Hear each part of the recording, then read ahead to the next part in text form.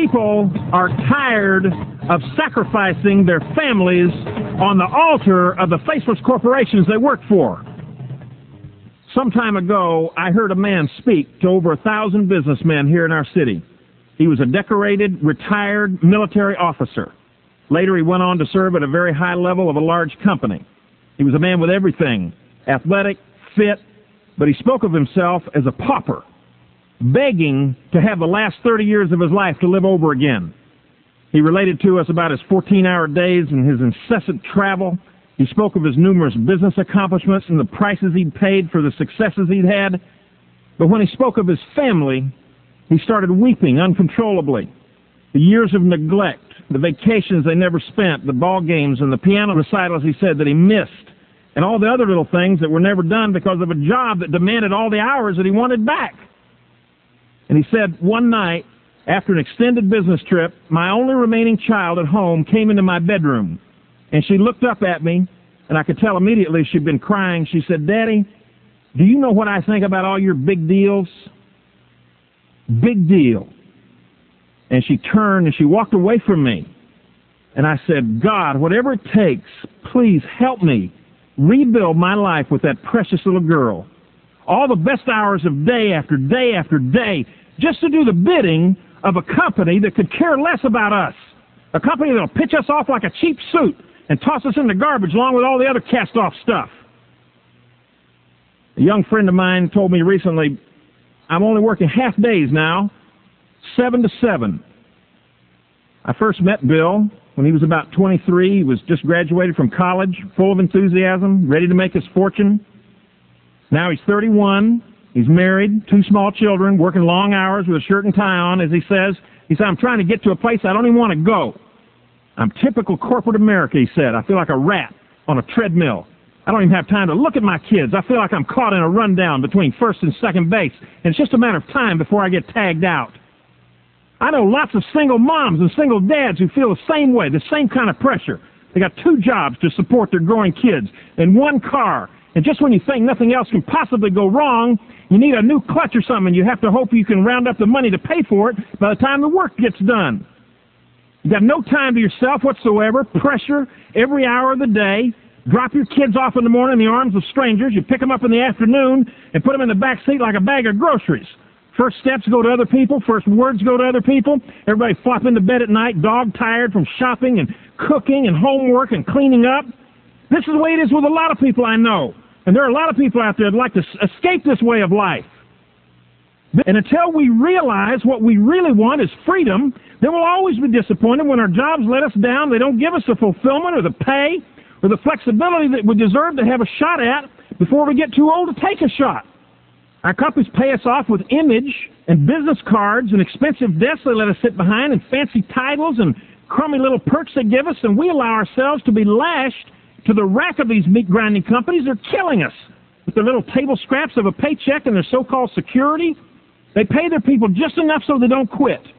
And people work just hard enough so they don't get fired. That's no good. And that is no way to live. And we obediently sit up, we do tricks, work late, beg, roll over like a whipped dog lapping after a bone, and we pant for this approval like it was important. And we go very quickly from 25 to 35 to 45 to 55 and 65. And then after a lifetime of service, we're kicked off in the ditch like a bunch of corporate roadkill. And then we look in the mirror, our kids are all gone, we never even took the chance to be free, not even once. And then we say, what have I done? What has happened to me? This is the one message your company does not ever want you to hear. And even if you own your own business in the traditional sense, you're having the life choked out of you, then this money tape can be your escape too. Because if you're not free, then it's a chance for you to ask yourself some questions before a crisis hits. Because unless you're ready to mortgage your time and your family and your whole future, and maybe even lose the prospect of ever owning your own destiny, then you're in serious danger of making a bad deal with the corporate devil. Every day, millions of faithful, trusting employees are cast off into financial hell. And it's just one step away for every person who depends on somebody else to give them a paycheck. This concept of a perpetual job is nonsense. It's only for people who watch too much television and believe in the financial fairy tales of the 1950s. thing that the current crop of college graduates can say is that they're not getting laid off, and that's only because they can't find a job in the first place. One college professor told a recent graduate that he was now highly qualified to be totally useless, and the best advice he could give him was to find a job somewhere where your father is the president of the company. Well, America was founded on independence, but we've been taught that we must be dependent. We are depending on others to take care of us, but they're not going to do it. Dependence is the opposite of freedom. Even when we say we're in business for ourselves, we're even more of a captive. We open up, we lock up, regulations, penalties, forms, payroll, taxes, workman's comp, inventory, employee problems, FICA, shipping, theft, strange hotels, out of a job if we get sick, and we're unemployed if we don't make a sale, and we can't read financial statements, and families we never get to see. This is not the American dream, Mom, Dad. This is a nightmare. And the kind of people that I want to talk to are sick of spending the best years of their lives as captives of some corporation or being chained to the pressures of their own business and watching all of what might have been happen to other people. So men and women say on their deathbed, boy, I wish I spent more time with my family. But nobody ever said, I wish I spent more time at the office. Well, here's the deal. The deal in today's economy is all about the distribution of information. It is getting information about products into the hands of the consumer so that money changes hands. This is what people are getting paid to do today. Now, yesterday, people got paid to bring their crops to market. And yesterday, people got paid to work in factories. And yesterday, people got paid to work their way up the corporate ladder, to be loyal to the corporation, to retire with a nice pension. But that was yesterday. Yesterday's over. It's finished. Take a look down the main streets of America. Tumbleweeds roll up to the doors of businesses that were in business yesterday. But it's over. Today, it's distribution, it's bulk purchasing power, and mostly speed, high-speed transfer of information so people can make decisions to buy things. Do you need money? Do you want it? Well, this is it. Come get it. Just tell your host that you want to know how this thing works. And what you'll see is that because of split-second marketing, you are going to finally get what you've always hoped would be true for you. This is now. And when you share with other people how they can get paid for doing the same thing, well, guess what? They're interested. They see the handwriting on the wall at work. They see the pink slips.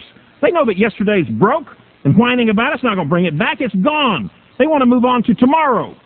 And if you want to get paid the way things are, and if you want real security, and if you want to cram the next 30 years of your earning life into maybe 6 or 7, and then take the next 20 years off, and if you want to still get the jump on so many other people who are still crying and hanging on to the way things used to be, then realize right now that moving products by split-second marketing is it. It's it for today.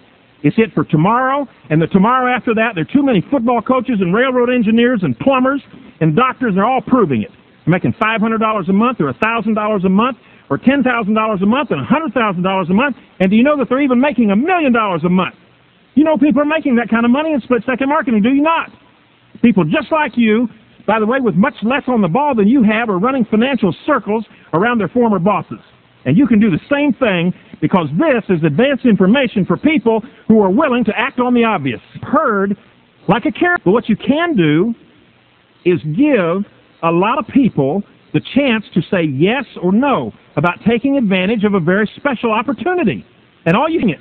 That's how you build a financial family. That's how you keep warm and pay off your bills and send your kids to college and retire. It's going to let you stay home with your kids instead of having to work a second job, Mom. And it'll take care of you when you get too tired to work or you just don't want to work. And the people who would like to hear this message from you are everywhere. But you can't tell by looking at them. You can't read their minds. That's what split-second marketing is all about. Giving people a chance to say yes or no about what could be for them a life-changing opportunity, and about a plan that makes it all work. And when you hear it, you might say, well, I didn't know that. And you might say, this is for me.